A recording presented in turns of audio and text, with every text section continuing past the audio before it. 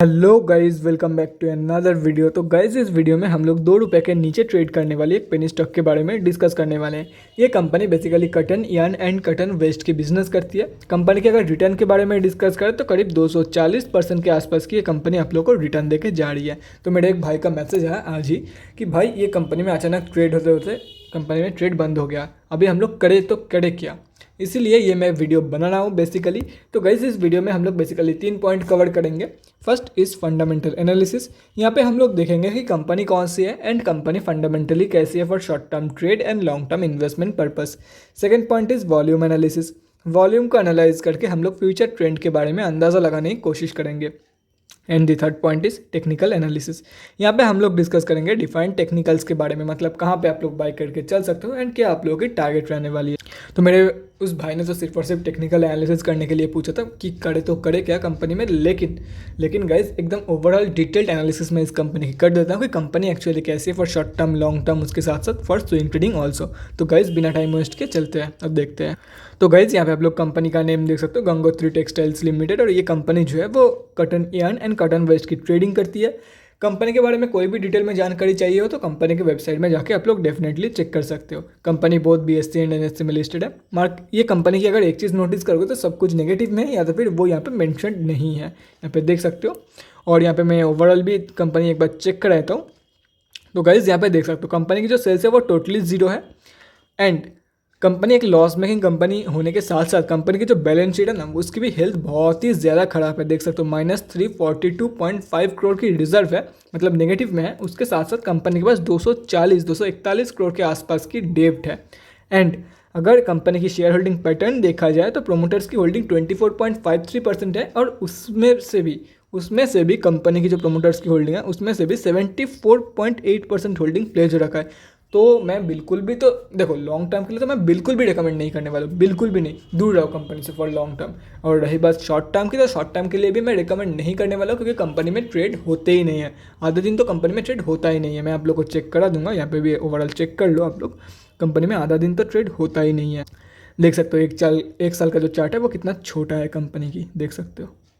कुछ ही दिनों में सिर्फ और सिर्फ ट्रेड लिया गया है, इसीलिए मतलब जो चार्ट है वो भी बहुत ज़्यादा छोटा है, आधे दिन तो ट्रेड होते ही नहीं, इसीलिए मैं शॉर्ट टर्म के लिए भी रिकमेंड नहीं करने वाला हूँ। और जो लोग भी स्विंग ट्रेडिंग के लिए एंटर करके बैठे हैं ना, उन लोग को भी मैं यही बोलूँगा, गाइस जितना जल्दी हो सके इस स्टॉक से कट लो। और कंपनी में आज ट्रेडिंग नहीं हुई है, देख सकते हो यहाँ पर लास्ट हुआ था कल के दिन, मतलब वैलेंटाइंस डे के दिन, या तो फिर Feb 14 को लास्ट ट्रेड हुआ था कंपनी में। और कंपनी लोअर सर्किट में क्लोजिंग करी थी। और क्यों नहीं ट्रेड हो रही है कंपनी में, उसके पीछे भी एक बहुत ही बड़ी रीज़न है। क्योंकि कंपनी ने अपने जो एनुअल लिस्टिंग फीस है, NSE एंड BSE में लिस्टेड रहने के लिए एनुअल लिस्टिंग फीस पेमेंट करना पड़ता है, वो कंपनी ने नहीं किया है। लेकिन कोई भी सीरियस मैटर नहीं है, पैनिक करने की कोई भी ज़रूरत नहीं है। लेकिन जब तक ना कंपनी अपना जो ALF एनुअल लिस्टिंग फीस है वो पेमेंट नहीं करती है, तब तक कंपनी में ट्रेडिंग चालू नहीं होगी।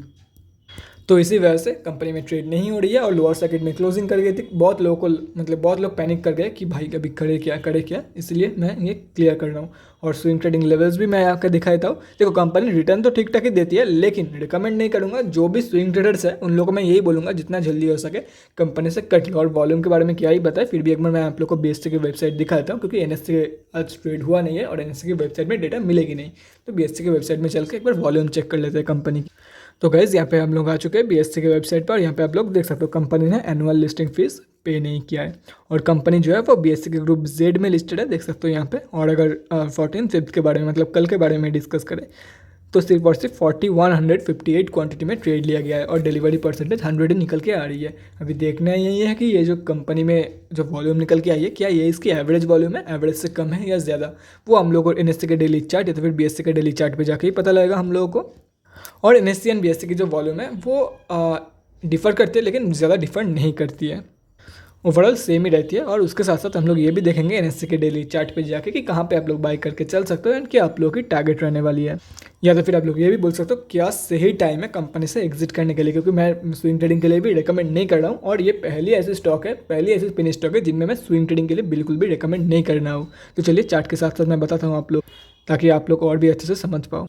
तो गाइज़ यहाँ पे हम लोग आ चुके हैं NSE के डेली चार्ट पे। सॉरी फॉर दैट गाइज़, ये क्या हुआ चार्ट को, वेट अ सेकेंड। तो गाइज़ यहाँ पे हम लोग आ चुके हैं, देख सकते हो। और एक बार वॉल्यूम चेक कर लेता हूँ NSE की। तो गाइज़ देखो 14 फेब के दिन लगभग अराउंड ये जो रेड वॉल्यूम 20 के पास जो ये रेड कलर का लिखा हुआ है 2.221 के, एंड ये जो 35 के वॉल्यूम दिखा रहा है ये इसके एवरेज वॉल्यूम है।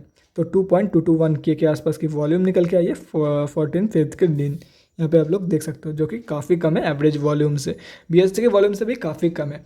तो देखो गाइस, अगर आप लोग क्विट करना चाहते हो तो मैं यही बोलूँगा, जब कंपनी में फिर से ट्रेडिंग चालू हो तभी आप लोग एग्जिट कर लो। लेकिन अगर आप लोगों को लॉस हो रहा है या तो फिर आप लोग कहीं पे यहाँ पे कहीं पे बाय किए होंगे, तो आप लोगों के लिए यही सही है कि देखो अगर 1.4 से नीचे गिर जाती है ना कंपनी, फिर से जब कंपनी में ट्रेडिंग चालू होगी उसके बाद अगर 1.4 से नीचे गिर जाती है तो मैं आप लोग को यही बोलूँगा एग्जिट करके चल लो कंपनी से, ज़्यादा लॉस होने से आप लोग बच जाओगे। और अगर यहाँ से बाउंस बैक देती है कंपनी तो मैं आप लोग को यही बोलूँगा 1.7 या तो फिर 2.15 की टारगेट पे जाके आप लोग एग्जिट करके निकल जाओ फिर से। और न्यू एंट्री के तो बारे में सोचना ही मत। देखो 2020 से 2022 का चार्ट सिर्फ इतने दिन में है, कितने कम दिन ट्रेड हुआ है। अगर आप लोग फंस जाते हो तो क्या पता स्विंग ट्रेड जो है, जो आप लोग लगता है, आप लोग को लग रहा है कि ये स्विंग ट्रेड है, क्या पता वो लॉन्ग टर्म कैपिटल गेन में आ जाए। मतलब हो सकता है आप लोग को 1 साल 2 साल भी वेट करना पड़े वो टारगेट अचीव होने के लिए। यहाँ पे देखो 2021 की फर्स्ट से ये हो गया ऑलमोस्ट 1 साल होने को आया है।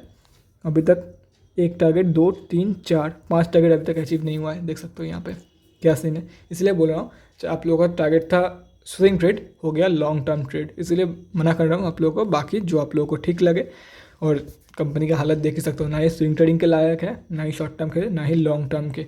जो लोग ट्रैप्ड हो चुके हैं उन लोगों को मैं यही बोलूँगा, अगर 1.4 के नीचे चली जाती है तो एग्जिट करके निकल जाओ सिंपली।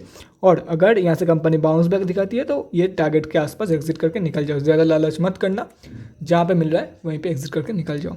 अगर टेक्निकली एग्जिट करना चाहते हो तो सभी के सभी लेवल्स आप लोगों के सामने है। तो guys thanks for watching this video, अगले वीडियो में मिलते हैं गाइज। Thanks for watching. और गाइज अगर आप लोगों के मन में कोई भी डाउट या क्वेरी रहती है स्टॉक मार्केट या किसी भी स्टॉक से रिलेटेड, तो कमेंट सेक्शन में कमेंट करके मुझसे पूछ सकते हो, या तो फिर मेरे इंस्टाग्राम का लिंक आप लोगों को डिस्क्रिप्शन बॉक्स में मिल जाएगा, जाके वहाँ पर ही मुझे DM कर सकते हो for an 1-on-1 conversation. Thanks again for watching guys, bye guys, and definitely guys stay safe.